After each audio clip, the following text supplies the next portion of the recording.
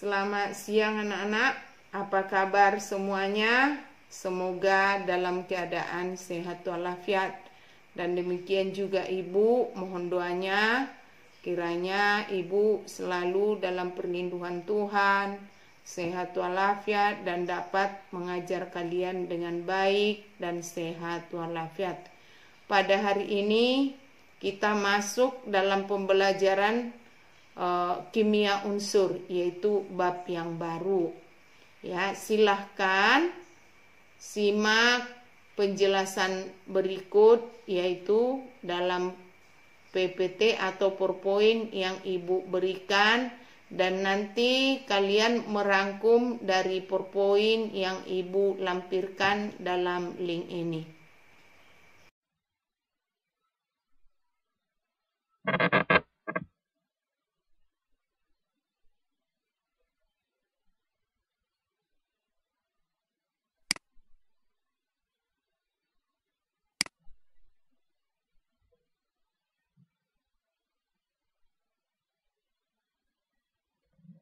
Sebagai salah satu usaha pencegahan COVID atau penyebaran COVID, dilakukan penyemprotan disinfektan di berbagai tempat, mulai dari kantor, perusahaan, fasilitas umum, tempat ibadah, rumah warga, hingga di jalanan. Disinfektan yang digunakan terbuat dari bahan yang aman bagi manusia maupun lingkungan, yaitu benzalkonium klorida. Zat ini mampu menghentikan pertumbuhan beberapa jenis jamur, bakteri, dan virus yang membahayakan tubuh. Benzalkonium klorida ini tersusun atas unsur karbon, nitrogen, hidrogen, dan klor. Unsur-unsur tersebut diperoleh dari alam. Bagaimana cara memperolehnya? Bagaimana kelimpahan unsur-unsur yang ada di bumi? Apa saja manfaat unsur-unsur tersebut? Mari temukan jawabannya dengan mempelajari bab 3 atau kimia unsur berikut. Pertama, kelimpahan unsur. Dalam materi kelimpahan unsur, yang pertama yaitu atau A, unsur-unsur gas mulia. Unsur-unsur gas mulia yaitu helium, neon, argon, kripton, xenon, dan radon. Gas mulia terdapat dalam golongan 8A karena mempunyai elektron terluar yaitu atau elektron valensi yaitu 2 dan 8. Elektron valensi helium 2, kemudian selanjutnya atau yang lainnya 8. Nah, bagaimana kelimpahan gas mulia di udara? Kelimpahan helium 5,2 ppm, kelimpahan neon 18,2 ppm, kelimpahan argon 9.340, kelimpahan xenon 1,14, kelimpahan radon 0,082. Jadi, kita lihat kelimpahan daripada argon yang lebih banyak di udara. Kemudian bagian B, unsur-unsur halogen. Unsur halogen yang terletak pada golongan 7A yaitu terdiri dari klorin, klor atau klorin, bromin, iodin, dan astatin. Nah, astatin termasuk unsur radioaktif. Unsur halogen merupakan unsur yang reaktif, sehingga peradaannya di alam dalam bentuk senyawa dan bukan dalam bentuk unsur bebas. Kemudian yang C, unsur-unsur alkali. Unsur alkali dibagi menjadi 2, yaitu unsur alkali golongan 1A. Golongan ini terdiri atas litium, natrium, kalium, rubidium, cesium, francium. Fransium merupakan unsur bersifat radioaktif. Alkali sangat reaktif sehingga logam ini tidak pernah ditemukan dalam keadaan bebas, tetapi dalam bentuk senyawa berupa mineral. Kadar unsur alkali dalam kerak bumi dan mineral logam alkali. Unsur litium kadar dalam kerak bumi 65, yaitu mineralnya lipiodolit, spodomene. Kemudian natrium 28,3 ppm, ini mineralnya halit, natron, kriolit, sendawa silik. Kemudian kalium kadar dalam kerak bumi 25,9, mineralnya silfit, karnalit, sendawa, feldspar. Kemudian rubidium kadar dalam kerak bumi 310, mineralnya lipedolit. Cesium 7 ppm, mineralnya polutit. Jadi yang terbanyak kadar dalam kerak bumi ppm-nya yaitu rubidium. Kemudian yang D, unsur alkali tanah atau golongan 2A. Golongan ini terdiri atas unsur berilium, magnesium, kalsium, strontium, barium, dan radium. Radium hanya terdapat di alam dalam jumlah kecil karena bersifat radioaktif. Kadar unsur alkali tanah dalam kerak bumi dan mineral logam alkali tanah yaitu berilium kadar dalam kerak bumi 6 ppm, mineralnya beril. Kemudian magnesium kadarnya 20,9, mineralnya magnesit, piresit, dolomit, asbes, karnalit, dan mika. Kemudian kalsium sebanyak 36,3 ppm. Mineralnya batu kapur, pualam, gips, dan dolomit. Kemudian strontium kadar dalam kerak bumi 300 ppm. Mineralnya strontianit dan celestit. Kemudian barium kadar dalam kerak bumi sebanyak 400 ppm.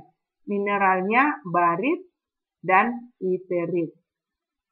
Jadi, kadar dalam kerak bumi yang terbesar adalah barium dan terkecil adalah berilium. Kemudian kita lihat sifat kimia. Beberapa senyawa dari gas mulia yang telah berhasil dibuat adalah xenon atau XeF2, XeF4, XeF6, XeOF4, XeO3, XeO2F2, dan XeO4. Kemudian nomor 2, halogen atau golongan 7A. A. Sifat fisiknya unsur halogen memiliki elektron terluar atau elektron valensi 7. Untuk mencapai kestabilan, unsur pada golongan ini menangkap satu elektron. Struktur semacam ini menyebabkan atom-atom ini mudah menangkap elektron sehingga unsur halogen sangat reaktif. Karena sifat inilah unsur halogen di alam tidak dapat ditemukan dalam keadaan bebas. Kemudian B, sifat kimia. Sifat kimia berkaitan dengan kereaktifan dari unsur tersebut. Kemudian nomor 3, alkali. Sifat fisika. Dalam sistem periodik, unsur-unsur pada golongan 1A sering disebut golongan alkali. Unsur-unsur pada golongan ini berupa elektron terluar valensi 1, sehingga golongan alkali mudah sekali melepaskan elektron. Sifat seperti inilah membuat unsur alkali sangat reaktif. Kita lihat sifat fisik golongan alkali, mulai dari nomor atom. Nomor atom dari kiri ke kanan semakin atau dari atas ke bawah semakin besar. Dan ini konfigurasi elektronnya ya, menggunakan gas mulia nomor 2 helium tambah 1. Jadi nomor 3. Neon nomor 10 tambah 1 elektron jadi nomor 11. Dan ini selanjutnya. Kemudian energi ionisasinya dari atas ke bawah dalam satu golongan ya semakin kecil. Keelektronegatifan dari atas ke bawah juga semakin kecil. Titik lelehnya dari atas ke bawah dalam golongan 1A semakin kecil. Kemudian massa jenisnya semakin besar dari atas ke bawah. Demikian juga potensial reduksi standar. Dari atas ke bawah semakin besar. Ya, tapi ini tidak berurutan. Lebih besar adalah natrium. Kemudian jari-jari atomnya dari atas ke bawah semakin besar. Jari-jari ion juga dari atas ke bawah semakin besar. Kekerasan atau skala Mohs dari atas ke bawah semakin kecil. Kemudian daya hantar listrik dari atas ke bawah juga semakin kecil. Warna nyala litium merah tua, natrium kuning, kalium ungu, rubidium merah biru, kemudian cesium warna biru. Kemudian sifat kimianya, logam alkali paling mudah melepaskan elektron dibandingkan logam yang lain. Hal ini menyebabkan logam alkali atau 1A paling reaktif dibandingkan logam yang lain. Jadi golongan 1A bermuatan positif 1. Kemudian nomor 4 alkali tanah atau golongan 2A. Sama juga dengan sifat unsur daripada golongan 1A. Mulai nomor atom sampai dengan daya hantar listriknya. Yang berbeda adalah warna nyalanya. Maksud Ibu perbedaannya dari kiri ke kanan ya. Sama juga semakin kecil.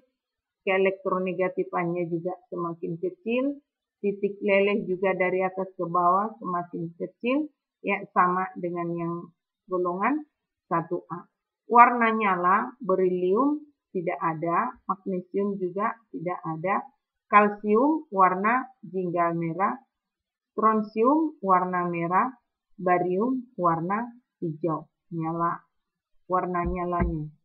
Kemudian kegunaan dan dampak unsur-unsur utama dan transisi serta senyawanya. Nah, di sini kita karena pembahasan ini kita masih golongan A. Jadi kita membahas pertama kegunaan unsur utama, yaitu unsur gas mulia. Ini adalah gas mulia semuanya. Nah, unsur halogen dan senyawanya. 1. Senyawa fluorin, 2. Senyawa klorin, 3. Senyawa bromin, 4. Senyawa iodin. Unsur alkali tanah dan senyawanya, unsur dan senyawa natrium, 2. Senyawa litium, 3. Senyawa kalium, 4. Cesium dan rubidium.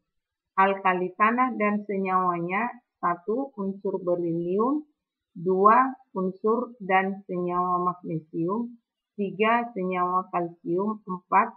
Unsur strontium. Demikianlah pembelajaran kita pada hari ini.